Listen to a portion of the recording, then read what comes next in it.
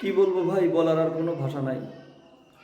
বর্তমান যুগে কিছু কিছু মানুষ এমন কিছু ভিডিও দিচ্ছে মানুষের মাঝে, যেগুলো দেখে আসলে চুপ থাকা যায় না।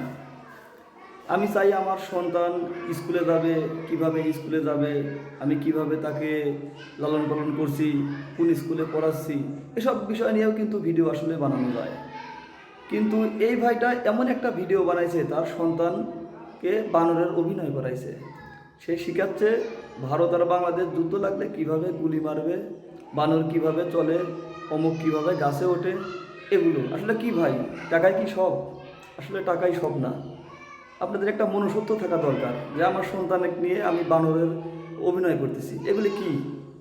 নিজের সন্তানকে নিজে বানর বানাইছি। এসব বিষয় দেখে আসলে চুপ থাকার মতো আসলে মানে মন মানসিকতা আমার আসলে নাই। কিছু না বলে আর পারলাম না। এগুলো বাদ দেন, আপনার এগুলো বাদ দিয়ে আপনার সন্তানকে ভালো স্কুলে লেখাপড়া করান, বা স্কুলে নিয়ে যান।